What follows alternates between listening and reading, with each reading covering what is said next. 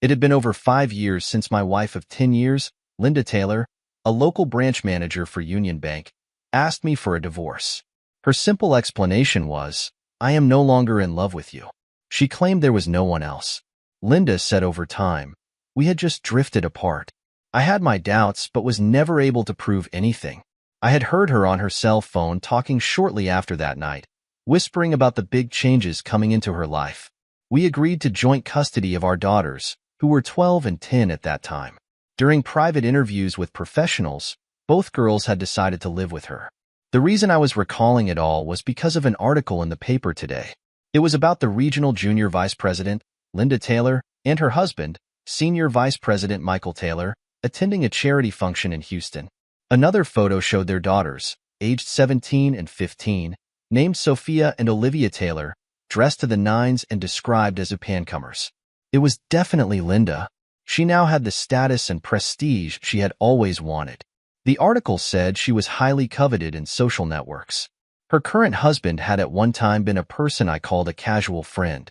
We had all met shortly after Linda started working together with him at the local branch of Union Bank. Their daughters were mine, but were now going through life with different last names. My first thought was to call my trusted assistant, Anna Clark, into my office to ask her to verify what I saw. If my vision was correct, it would explain why everybody's search for them had been for nothing. Anna, who was also a distant cousin to my wife, was off for the day for personal reasons. On the day our divorce was to be granted, my wife Linda was a knows-how. I asked my lawyer to find out why before going ahead without her. The judge had ordered us both to be in attendance so we could testify before him that what was being presented to the court by our lawyers had been approved by both of us. Her lawyer had to admit she had been transferred out of the state. My lawyer asked me if I had given permission to my wife for the children to be moved out of state. I said no. That was when my nightmare really began. Judge Richard Harris' whole attitude changed in a second when he learned that fact. He asked if I could go outside and try to call them with my cell phone. I left the courtroom and cried. I learned the numbers I had for all 3 of them were no longer in service. I checked their Facebook pages with my cell phone and found that I had been unfriended and blocked. I returned to the court and told my lawyer all that I had learned. He passed it on to the judge. The judge issued a warrant for arrest instantly against my wife, charging her with parental kidnapping. He halted the divorce proceeding until she herself appeared in person before him in his court. Her lawyer was furious and tried to appeal to the common decency of the judge in an attempt to get him to reconsider. Her lawyer implied it was not really a big deal after all. "Mr. Taylor can verify what they agreed to," the judge said. Yes, he did. He just testified that he did not agree to the kids leaving the state. The lawyer responded by saying, "That may not be true. He could be lying." "You are right. That is why she should be here," the judge clarified. He issued a warrant for her arrest and clarified that she must appear with both daughters. The police later informed me during their investigation that her side of the family had claimed she had requested a transfer because I had been sexually abusing my daughters for years. Staff at the local Union Bank seemed eager to confirm those same claims. When the police officers asked for proof, nobody had any. It was just what Linda had repeatedly said. They had just accepted it as the truth because they knew Linda quite well. "Why does it make a difference? He is nothing but just a man," was their answer. When they interviewed the ladies of our extended family privately, even social services who had interviewed the children said they had no clue about this new allegation as it was never brought up by either of the girls in their interviews of them. They had not picked up anything that would have tipped them off. Yet the rumors spread by word of mouth throughout our town, thanks to members of Linda's extended family. Over the last 5 years, the judge and I had stayed connected. As a result, we had developed a friendship because we both loved to fly fish. It did not surprise him to see me drop over that night to see him and his wife after dinner. "There is a reason I brought the paper with me. There is something you have to see," I said seriously. I then opened the paper to the article and let him see it for himself.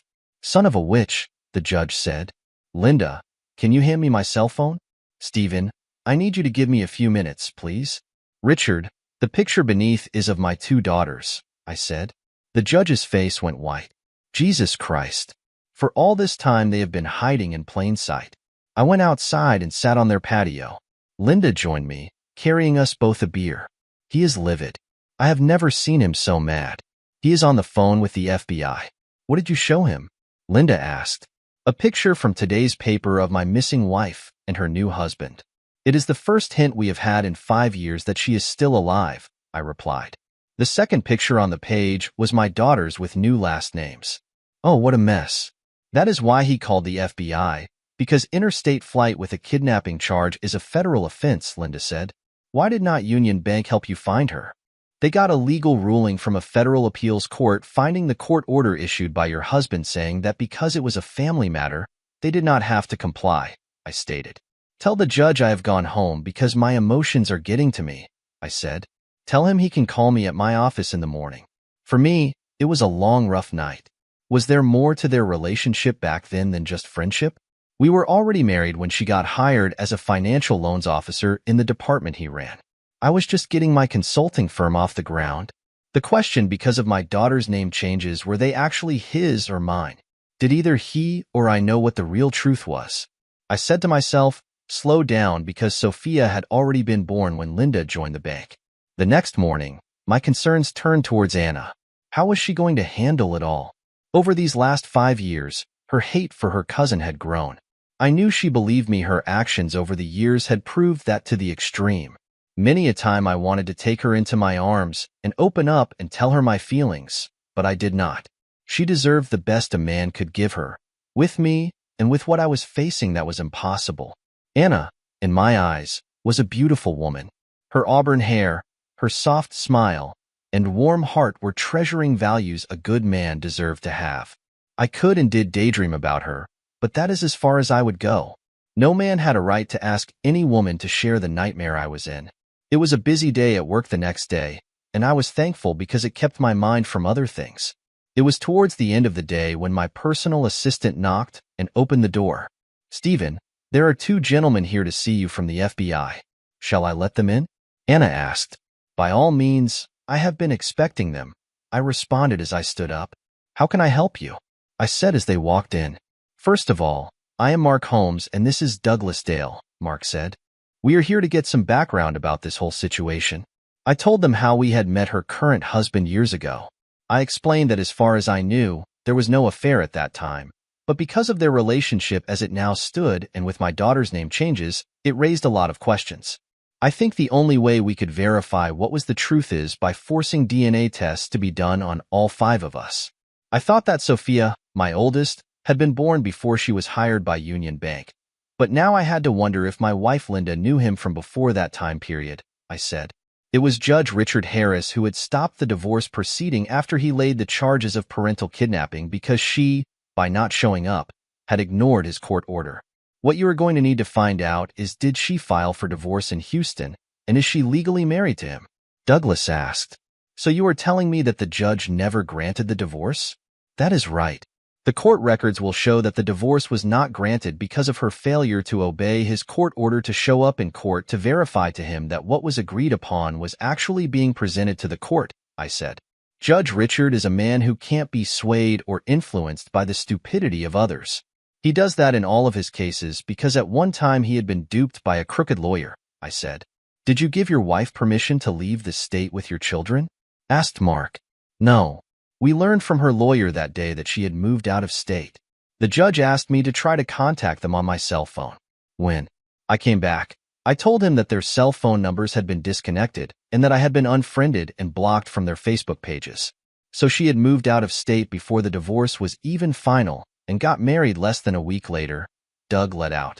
That makes clear that everything she did was done deliberately. It was not an accident, Mark said.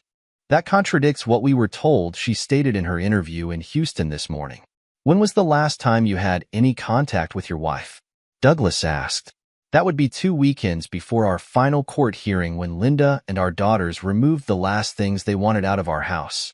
Child Services had talked to them both, and our children had decided that for now it was best that they should live with their mom, I explained. Since then, I have not received any legal notice or public notice in our local newspaper. I think we can assume I have not been divorced. That means that his signature had to be forged in their adoption papers, Mark said. We can charge them both with trying to cover up a federal crime. I asked, what adoption papers? But I got no answer. Mr. Taylor, could you provide us with your signature? Anna, type up a letter on our letterhead that says, as per Mr. Mark Holmes and Douglas Dale of the FBI request, this letter is to verify my compliance with their request for a copy of my signature. I will need you to witness it, then photocopy it for our records before providing them the original, I said, knowing she was listening to every word. Do you still live at 54321 Oak Street? Mark asked. No. I finally had to get a court order allowing me to sell it, I said. The police were getting tired of the rumors that a sexual predator was loose in the neighborhood. They helped me get the court order from Judge Harris to sell it just after I was attacked and hospitalized for the second time. He had frozen all our assets the day she had not shown up in court. I now live outside of town in a house I had built out at Cedar Lake. It is a very private setting with 5 acres of land.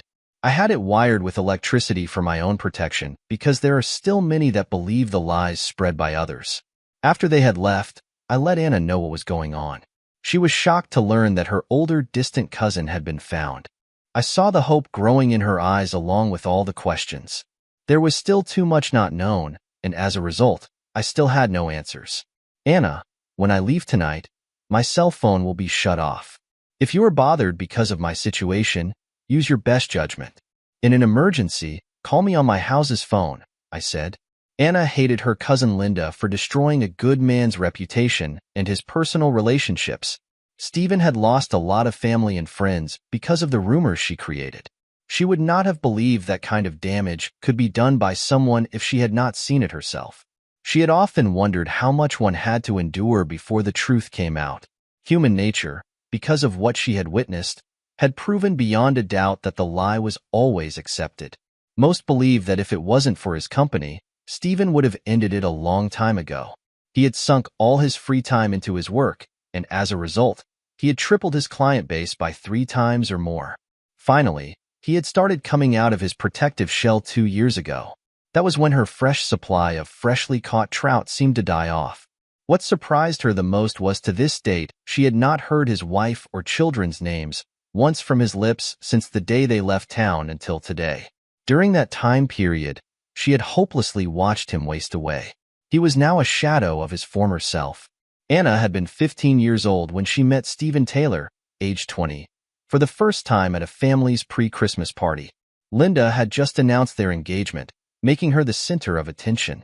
She had known instantly that their relationship would not last. He was a financial planner who was good at raising money. She was a social climber who needed attention, prestige, and glory. He would always put what was best for the family first.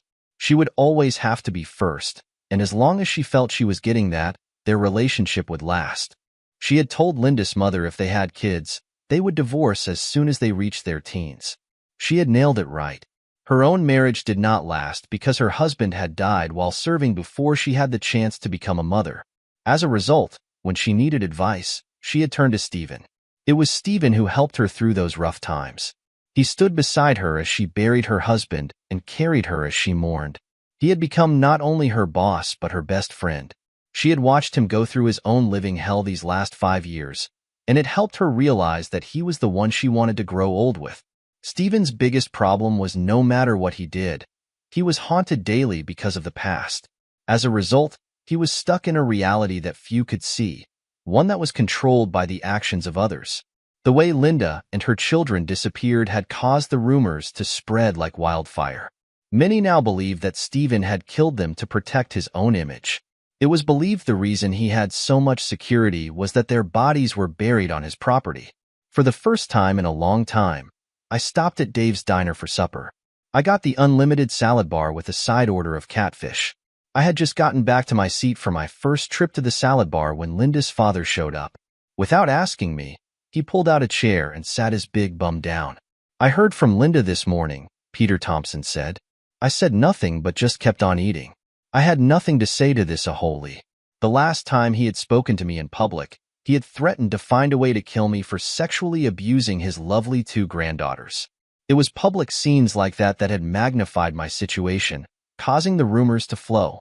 Sophia and Olivia are doing well, Peter said softly.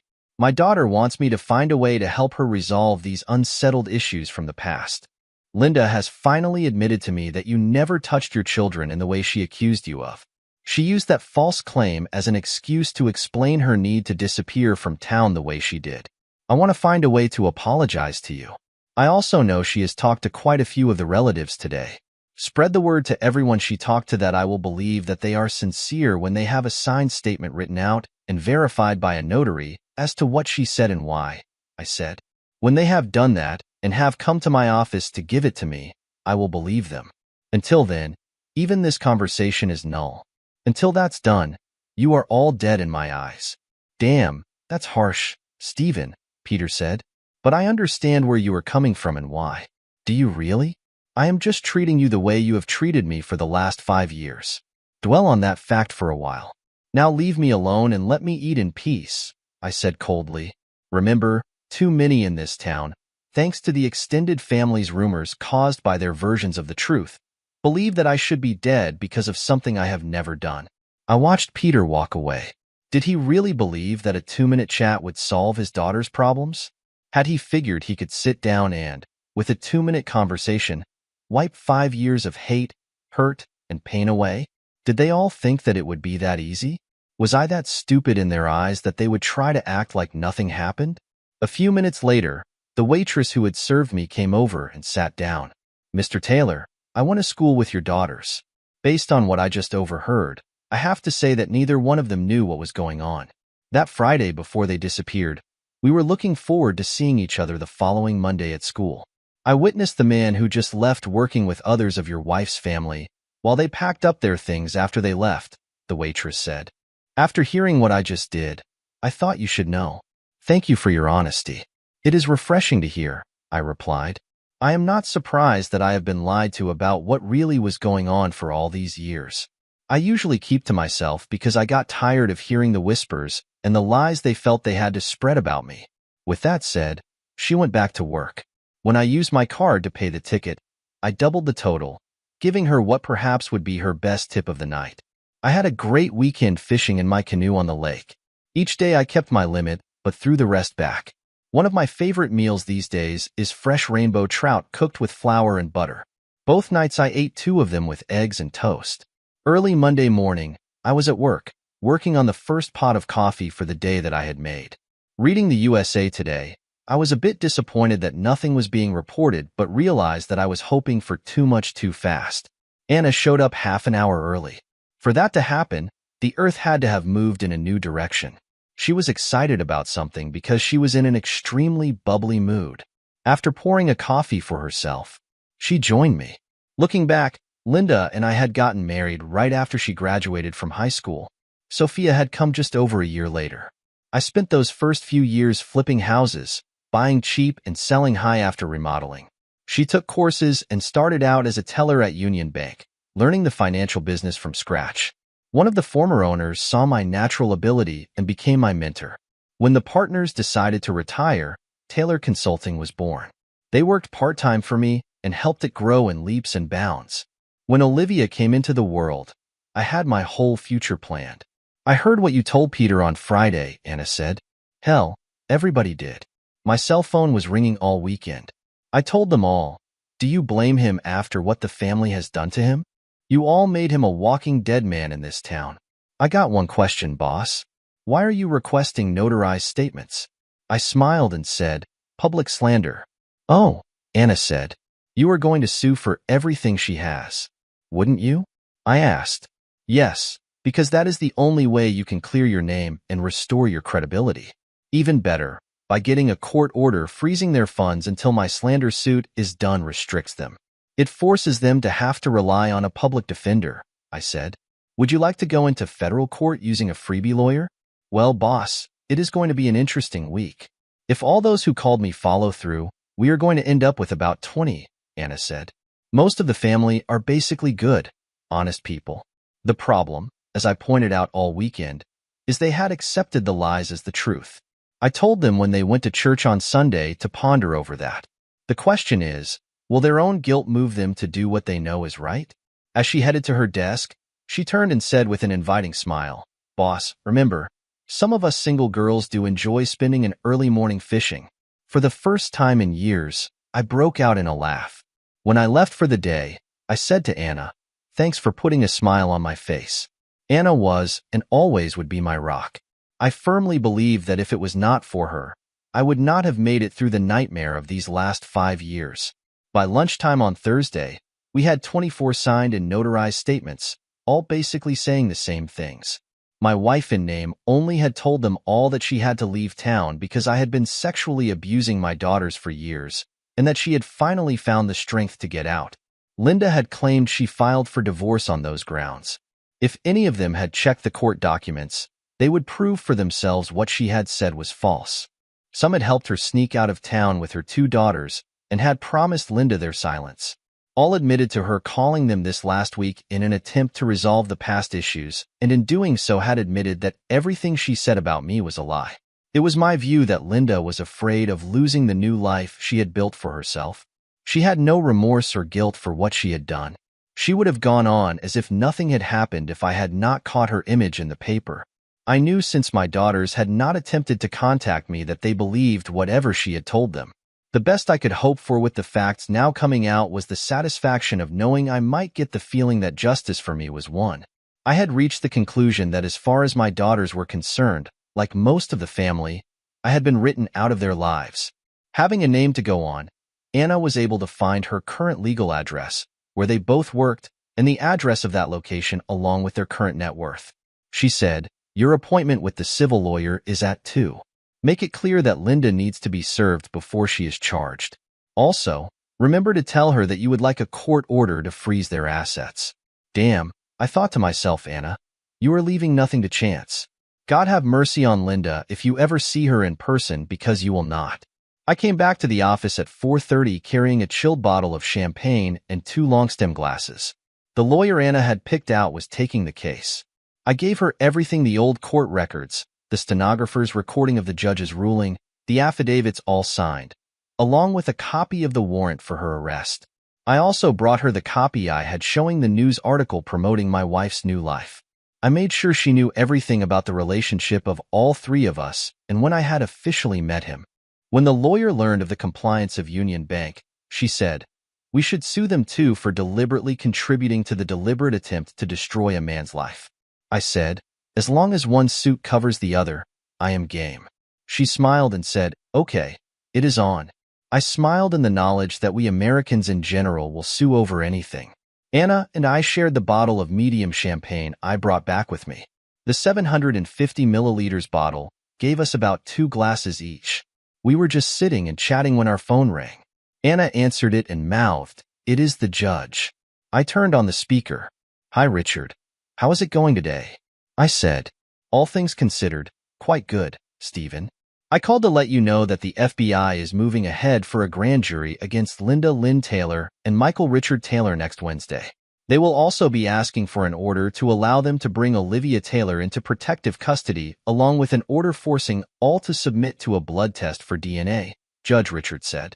"Your older daughter is now of legal age, and she is beyond their hands. Thanks for the info. It is appreciated," I said. "Now about my divorce. I will grant it with favorable terms the moment I have her in my court, even if I have to accomplish it by video link," Richard replied. "I am going to hold her accountable for her conduct before me in a very serious matter." Anna said after he had hung up, "The judge is going to come down heavy on her, but can he put her in jail? I think the kidnapping charges and any charges related to that will be under the FBI's discretion, but he can rule on the contempt of court charge for failure to appear," I said. "I really have no clue what the law allows him to do about that." "I guess it is wait and see for you again," Anna said with sadness.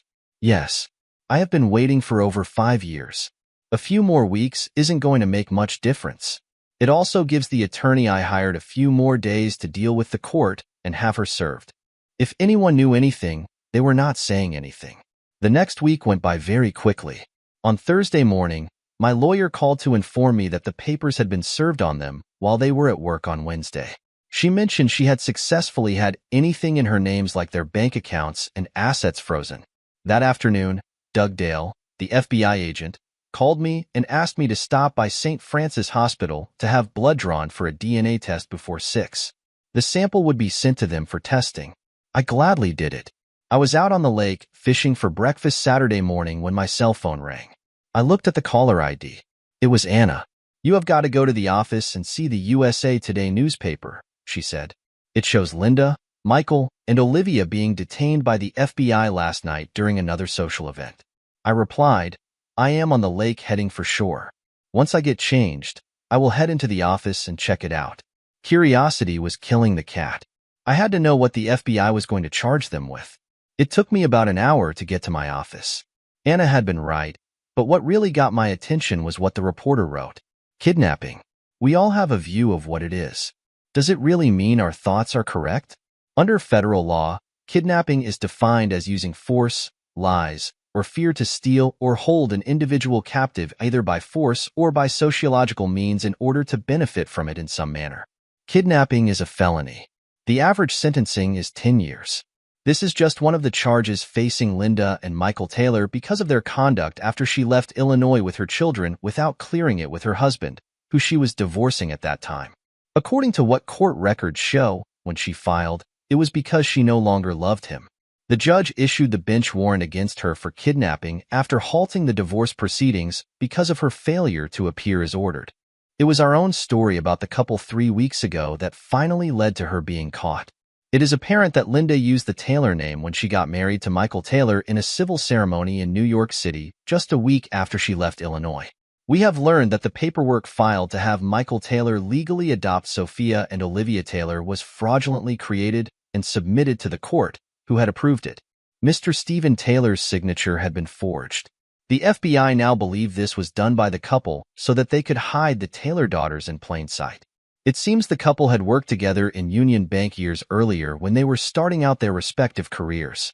Mr. Stephen Taylor had tried to get Union Bank to disclose his wife's whereabouts, but they got a court order in appeals court that allowed them not to. It now painfully appears that Michael Taylor, as a senior vice president of Union Bank, was using his authority and power to thwart his wife's first husband's attempts to locate his still legal wife and his children. We have learned that Mr. Stephen Taylor has filed a civil suit for public slander against Linda Taylor because she had told over 20 of her family and friends that she had left her first husband because she caught him sexually abusing his daughters. According to local police, they are 5 years later still getting reports accusing him of being a pedophile. They say this is not true and that Mr. Taylor has been forced by the views of society to become a recluse. I asked, was it really that bad for Stephen Taylor? The police officer responded, "We still have 2 open attempted murder cases because he was the victim. Many believed here that he had killed the 3 of them and got away with it." He has also filed suit against Union Bank and its senior vice president Michael Taylor for marital interference. Let's look at it from the victim's side for a moment. Don't you think he deserves justice? I do, but what will he get? Nothing, because our society doesn't take that into consideration when dealing with criminals. They can voice their opinion, but that does not get printed in the media because that doesn't sell newspapers. Quite often, the victim pays the price for years. The criminal ends up with free room and board. The article was stunning. It had laid out all the facts. I had just refilled my coffee cup when the phone rang. I answered it, saying, "This is Taylor Consulting. How may I help you?" It turned out it was the Southeast Missourian newspaper. I confirmed that what had been written about the whole situation was actually factual. The reporter asked out of curiosity how these last 5 years had been for me. I told him of the 2 still open cases of attacks on me by unknown sources. The police were treating both cases as attempted murder. I explained how far the rumors had gone. Then I asked him, "How do you view what I went through?" He said, "I would call it a living hell." It was hard for me to believe the nightmare was ending. My name to a degree was being cleared. I knew that 5 years had destroyed for good any relationship I had with my daughters, just like the rumors had done with my own parents and siblings. When this was over, I decided I would sell the business and leave the area for good, if the one person I trusted was willing to come with me. Before I left the office, I cut out the article and photographs, then scanned them and had hard copies printed. I put them in a legal envelope for the civil lawyer to be used in my case. Sophia Taylor had been stunned when the FBI took her mother and stepfather into custody after arresting them. Then they had led her younger sister away to another vehicle. She was grateful that one of the agents took her aside and told her as much as she could. Her real parents were not divorced. He had never agreed to her name change or his giving up of custody as her sister, and she had been led to believe. The FBI explained that anything that had his signatures on it was proved not to be his, but just a poor attempt at forgery. Her mother was charged with 2 counts of parental kidnapping. Her stepfather was charged with kidnapping, aiding, and abetting the ongoing covering up of a felony. They were both charged with numerous other charges. Olivia would be held in protective custody until DNA proved who her father was, since her own mother was still claiming that her current husband was. Sophia had gone home to pack her clothes. She was now sitting in the waiting area at the St. Louis airport to catch a connector flight to Cape. That was when she noticed the headline on the USA Today, left on the empty seat. Picking it up, she read the whole article. By the time she was done, she was crying. For the hour flight into Cape, Sophia kept trying to figure out why her mother had done what she had done to her father. Nothing to her made sense. Sure, her mother had confided in her about Michael and their online relationship, but had never expected it to go anywhere until her mother asked her father for a divorce. She had been sitting on the steps leading up to their bedrooms in their old home while they were talking after dinner over coffees when she heard her mother tell him that she no longer loved him and wanted a divorce. Her father had been devastated at the time.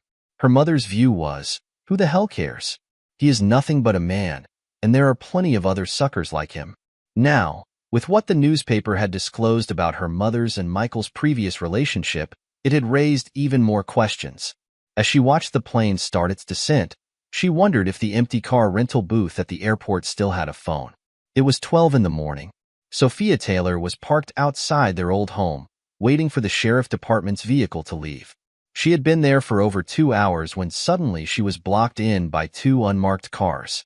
An officer with a gun drawn identified himself and asked her to leave her vehicle with her hands up in the air. She complied. "Who are you? Why are you watching this place?" The taller officer asked. "My name is Sophia Taylor. I was waiting for the sheriff's department to leave so I could talk to my father." "And your father's name?" the officer asked. "Stephen Taylor," Sophia replied. "Oh," the officer said in total shock. "Tom, go tell Joan and Josh to put the coffee on. It is not what we thought. The 5 of us are going to have a very long talk. Miss Taylor, I am Detective Joel Smithers. I know your father well. What brought you back here after all this time?" "In part, what happened last night and the article in the USA Today newspaper. I have a copy in the car. Should I get it?" "Please do. It will help to let me know what you know," Joel said. After the introduction was made and the coffee poured, Detective Joel Smithers read the whole article out loud. Everyone seemed stunned except him. "You believe my father, do not you, Detective?" Sophia said. "I was one of the few, but yes. From the time the rumors started being spread by your mother's extended family about your father, it was already too late. He was stalked. This house was vandalized so much that he had no choice but to sell. I think it was the second time he got hospitalized because he got jumped on from behind that almost finished him off for good was what made him move. We were lucky we got to him before he bled out. Down here, the folks wanted to do to him what they believed he had done to all of you. Most believed you all were dead and that he had done it. Your father, in a lot of people's eyes, has been a walking dead man. Josh bought this place fairly cheap, but it took till he started bringing the sheriff's car home for things to settle down. You were telling me that it got so bad for my dad that it drove him out?" Sophia asked. "Where does he live now?" "Yes. A lot of us in the South still have our own views on what justice is. Your dad has got 5 acres over at Cedar Lake, but it is completely fenced in with electric wire and gated with an electronic lock.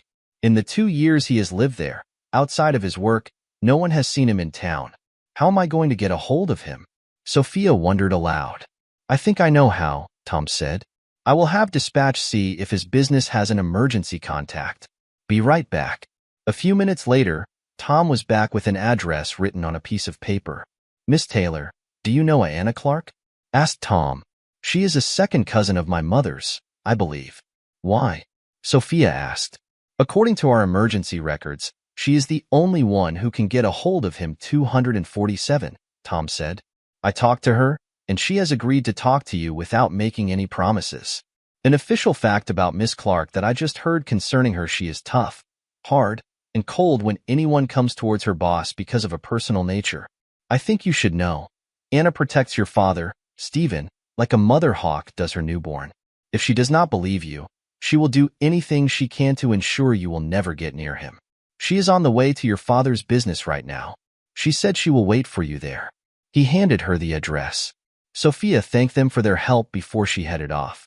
What kind of woman could hate a man so much to do what Linda did to Stephen? Josh asked. One that blames him for all the things she believed were wrong in her life, answered Joan. As soon as the car pulled up beside hers, Anna Clark turned on her audio voice record app on her cell phone and opened the door to allow Sophia to enter the building. The first question I want to be answered, Sophia, is what was going on around the time of the three of your disappearance, and what did you know and learn later? Anna asked. Olivia and I got woken up by our mother that Saturday morning at 4 a.m. Dragged out of bed, still half asleep, we were told to get dressed to go. We got out to find the car packed with some of our clothing. She told us she was off for a week, and we were going on a surprise trip to New York, Sophia said. That was the first we heard about it. So you had no idea what was really going on, according to you? Anna said. According to what some of the family are saying now, they knew of Michael and your mother's online relationship, but they felt it was just a friendship. Look, I caught my mom chatting with Michael, but I had no clue that they had worked together when we were younger. She told me she had met him at a regional conference, and they had become friends, Sophia replied. We were half an hour down the road when I realized we did not have our phones. That is when I confronted my mother. Her response was that she had been granted sole custody of us by the courts, and we were moving to New York because she had been promoted and transferred on short notice. I now know that was part of a lie, but I had no reason not to believe her. Anna Clark knew that part of that was true based on what was now being told by others who had opened up to finally admitting that Linda's children had not known her plans. I also asked about our laptops. My mother said the phones were canceled because of the move, and she had to pay the balance in full. As for the laptops, the movers were to pack them and ship them when they removed the furniture. We did not know that they were never going to show up, Sophia said. We did 20-plus hours of driving in 2 days. So what happened when you got to the outskirts of New York? Anna asked. Mom told Olivia to open her purse and take out her new phone. It had a New York phone number. Until then, we did not even know she had it. Then she had my sister open Google Maps. It gave us a bunch of directions. What we did not know was that we were being directed to Michael Taylor's home. We found that out about 2 hours later. He had maneuvered her huge promotion and set it up so that they could be together. The family back here were instructed to dispose of everything but the family pictures, which were mailed to us later. As we were unpacking the car, my sister and I found the filled-out adoption papers, Sophia explained. It was Michael who explained that our parents and he had agreed to it because our mother and he were getting married. Sophia explained, Mother was the one that disclosed to us later that night that we had to give Michael and her a chance because he was our biological father. Gradually, we were led to believe that when Dad found out about Michael's true relationship with us, he decided that he had no choice but to write us out of his life. Sophia, I believe you because I already have heard about 50 of what you told me from the family over the last few days. The only thing we knew for sure was that the school district had given Linda printed out copies of your school records so you could register at your new school when you found a place to live. Now that Linda has been found, the truth is coming out. Just so you know, I have recorded our conversation. As soon as I have forwarded it to the FBI and your father, we will go for an early supper at Dave's Diner, Anna said. While I am doing that, look at these copies of statements made with a notary. Ponder over this, though. If she lied to you about your father, Stephen Taylor, could she be lying about Michael Taylor too?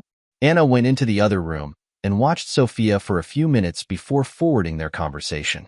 Sophia was learning just how much her mother's family had conspired with their mother against Stephen. She had sent the conversation to Stephen first, his civil lawyer second because Sophia's honest statement was so damaging, then she had sent it to the FBI. During the whole time, she was watching Sophia. Sophia made no attempt to contact anyone. Just before she was about to go back, Stephen texted her, I will be there waiting for your arrival. Thank you. She texted back. I have left her alone for about half an hour to allow her to read some of the statements we have gotten from the family. She has not tried to contact anyone. With that done, she rejoined Sophia. Anna, do you have any idea why my mother told the family my father had been sexually abusing us for years? Sophia asked. None of the family had ever really approved of your father. Your mother knew. I think she used it to explain her need to disappear and move far away overnight. Linda also knew that your father would go looking for you, and he did. He even tried to sue Union Bank to get them to release the whereabouts of your mother and won, but then he lost in the appeals court, Anna explained. We did not know of your mother's marriage or your name change until a couple of weeks ago when your picture was published in the paper. When your dad served them that day, your mother made contact with the family in a failed attempt to get her mounting problems to go away, Anna explained. For 5 years plus, your dad has been a hunted man because of the actions of your mother. I thought we were going to lose him twice. How is my dad really? Sophia asked seriously. He keeps to himself and has lost a lot of weight. The stress he has been under for so long has turned most of his hair completely white. His Facebook page got filled with hate and threats so much that he had to close his account. It forced him to remove his name off the Facebook corporate page too because they went after him on it. They were trying to destroy his business and his life. He has learned not to believe in anyone anymore, so he trusts very few. He used to be so outgoing, now he is quiet and reserved. He has no choice. He is free, but he is not because there are those who still would like to take their kind of justice out on him, Anna explained. He goes out of town to do any personal shopping for his house. It is getting better gradually for him. Even his side of the family has deserted him. Divorce is normally hard, but what he was hit with was much worse. People down here still believe that he had gotten away with the murder of you three, Anna said. Does Dad have a girlfriend? Sophia asked. With the reputation your mother gave him, would you date him? Anna asked. For over 5 years, he has had to defend himself against a lie where he could not prove the truth. Sophia said nothing for a few minutes, then said, every time he tried to defend himself, he made it worse because their minds were already made up. He was forced to walk alone. It was made worse with our sudden disappearance because it gave instant credibility to my mother's claims. Linda and Michael planned it well. The only one who really had to pay the price was your father. It got so bad for him that I was afraid he would kill himself, Anna said as the tears started to flow. Let's go eat. That was when Sophia realized the price that Anna had paid. She had stood beside her father throughout the last 5 years. How much had she lost to do that? As they headed towards Anna's car, Sophia stopped. Thank you, Anna. For what? Anna said. For having the guts these last 5 years to stand by and love my dad, Sophia replied. She could no longer hold in the words. Sophia's words forced Anna to let go as the tears flowed. Sophia comforted her. I was sitting in my car at Dave's diner, watching for them to pull in, trying to figure out what to say to my eldest who I had not seen in over 5 years. My emotions were running wild. I had replayed Anna's and Sophia's conversation 3 or 4 times. I believed what I heard, but I did not. I saw them pull in, get out, and walk towards the front door. My hands were shaking so bad I could hardly light the cigarette. I was a bundle of nerves. Sophia had grown and blossomed into a beautiful woman. I could see a lot of my own mother's face in her. It saddened me because they had disowned me shortly after my wife and daughters had disappeared. After finishing my smoke, I turned off my car and prepared for one of the shortest but longest walks in my life. The waitress that had served me a couple of weeks back was the acting hostess. She said right away, Sophia is here. I spoke to her. I set her and her friend towards the back. Are you here to meet her? When I said yes, she said, well, she will have her back to us as we approach the booth they are in. She led me back. Anna saw me right away and smiled. I walked up and then sat down right beside her, grabbing Anna's hand for support. For the first time in over 5 years, I was looking directly into my daughter's bright blue eyes. Without saying a word, we both watched each other's tears start to flow. Sometimes you don't know what to say. This was one of those moments. I had asked the hostess to bring us a large flask of their house wine. When it came, the waitress said nothing. After pouring us our first glass, she left us alone. Sophia was in awe. Her father had changed so much. He had to have lost 40 pounds. Even his face looked longer, thinner, and older. His silvery white hair may have added to it. Many a woman would have to pay major bucks to have that look his age, she decided. One of them had to do something, so she stood up. I responded by doing the same. We met each other at the edge of the table in a big hug. She cried out loud, Dad. I responded, Jess, my old nickname for her. Together, we had broken the ice. Once our emotions had calmed down, we ordered our food. Sophia was surprised how differently I ate. I had always been a meat and potatoes kind of guy. These days, I preferred a full salad bar with my main course. Sophia and I sat across from each other. Anna was between us, knowing that she had served a purpose and that she was the rock that had held me together. Sophia saw her as the future for her dad. The three of us ordered the salad bar, with each of us picking a different side order to go with it. It allowed us to share the sides, letting us enjoy each other's favorite side dish. When it was done, Sophia went to the salad bar while I picked the sides up from the kitchen window. Anna stayed at the table and poured us our second glass of wine. When I came back, she handed me the 2 glasses. Together we drank as a family for the first time in 5 years. Sophia watched us both. Her dad seemed more relaxed and at peace than she remembered. There was a sparkle in his eyes as he looked at Anna. She could see that this woman had healed his heart. What surprised her the most was there was no jealousy or animosity. That told her they both were at peace with each other. They had made up their minds, even if nothing had been said yet. It was the hope that came with the wine that set her mind free. It was not just the joy she saw in her dad's eyes, but in his whole persona. The only thing that would have made it better was for Olivia to be here to see it for herself. Anna was right, the meal had brought back memories for them both of happier times, and they both loved it. After a couple of hours, Anna decided to leave them both alone to talk. When I called the house a couple of weeks after we got to New York, "Why did you refuse to talk to me, Dad?" Sophia asked. "I never knew about it, Jess. There is no way I would have refused to talk to you. When I lost my family, I lost my reason to live. You were my daughters, my reason to get up every morning and work so hard. When I realized that you were not coming back, my whole life shattered. I would have found a way to come to you and get you back," I said. "I would have moved heaven and earth to save you both." Mother had Olivia call me. She was crying. Then she took the phone from her and told me I had lost my rights and privileges as a father.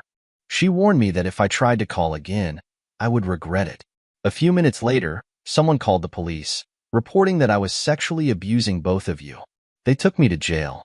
Within hours, my lawyer got me out on bond, I said. The family demanded I take a lie detector test, which I did and passed, but that made no difference. To them, I was still guilty. It was after I had been attacked for the second time that the police insisted I move out of the neighborhood. "I am so sorry, Dad. I had no idea how bad it really was," Sophia said. "You were just a kid. You were lied to. For over 5 years, I have missed you terribly. Not a day went by that I did not wish and hope that somehow, somewhere, you would realize the truth and find your way back to me," I said. Anna was the only one who stood by me and kept me going. Without her, I would not be here now. For years, I have wondered what my purpose was. Now I know it is to protect her as she has done me, I said. Linda is not the same person we both knew. She has become twisted by her lies and deceits. What should I do about my mother? Sophia asked. For now, nothing, I said. Let the courts deal with her. Your sister needs you more than your mother does. When you see her, explain everything and let her know I would love to see her again. What should I call you? Sophia asked. Your dad. I always will be, no matter what happens, I replied. Sophia hugged me, and then we left to visit the home that had become my fortress. Sophia sat in silence for most of the drive. As I entered the code for the electric gate to open, Sophia saw how isolated the place really was. She saw the barbed wire on the top of the chain-link fence. Once inside, she saw the heavy-duty locks on the doors and windows. When she got out of the car, I gave her a full tour of my 5 acres. When we reached the lake's edge, she asked, Anna said you love to fish for trout. Do you always fish alone? Yes. It is peaceful for me, I said. Would you mind if I joined you? It would be an honor to show my eldest daughter the secrets of catching the biggest trout in this lake, I replied. When we entered the house, Sophia found it to be quite Spartan. It was very tidy but very lacking in things of comfort. I said, since the rumors about me are starting to go away, I am starting to feel more relaxed. I might be able to be more open with my personal life. So far, it has not been easy. Sophia said, no, it would not be easy. There are a lot of people who need to find the real truth. When they do, your life will become normal again. They may even go out of their way to apologize for the harm they have done. Only time will tell. Sophia had brought an overnight bag with her just in case. She asked if she could stay over, and I said she was more than welcome. It was the happiest day I had experienced in over 5 years. With the sleeping arrangements made, I drove her back to her car. It was time to relax a bit more. I got in touch with my civil lawyer. He was in the midst of getting everything prepared for court. Anna was in a better mood. Her hope was that my relationship with Sophia would be restored to some degree. I was going to find out about Olivia as soon as the DNA results came in. When I turned on my cell phone the next morning, I had a couple of messages from the FBI. I learned that Michael Taylor had passed out in his jail cell last night. After receiving medical attention, he was taken back to his cell. He had no clue that I had already been contacted by Union Bank CEO, who informed me that he had been suspended. A grand jury was going to indict him for conspiracy. I had given permission for the FBI to access all our family records so they could conduct their own investigation. This was going to be a big case, and I wanted to ensure that my life was protected. My lawyer was delighted to inform me that Union Bank was ready to settle out of court. Linda had been charged with 2 counts of kidnapping. Michael had been charged with aiding and abetting in a felony. He had not been given bail and was considered a flight risk. I was feeling better each day. Thanks for joining us on this emotional journey of loss, betrayal, and rediscovery. After everything Stephen went through, do you think justice was truly served, or is there more to be done? Let us know your thoughts in the comments below, and don't forget to like, share, and subscribe for more stories like this.